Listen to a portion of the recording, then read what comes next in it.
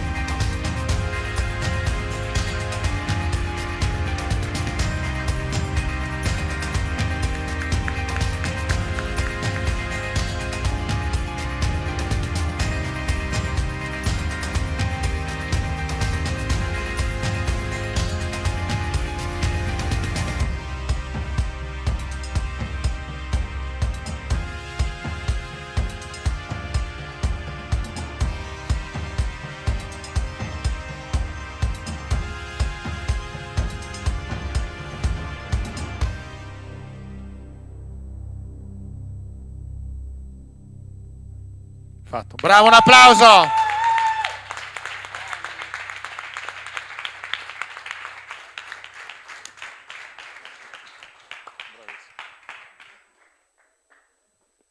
Adesso commentacela. Difficilissimo.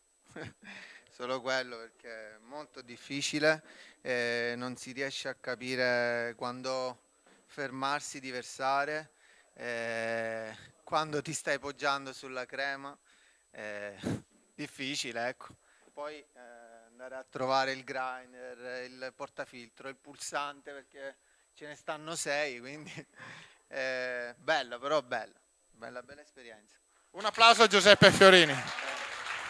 Voglio dire, per me è stato difficilissimo, ma uno tra di noi, 4 volte campione italiano, è riuscito a fare una gara totalmente bendato. Complimenti ad Andrea Antonelli.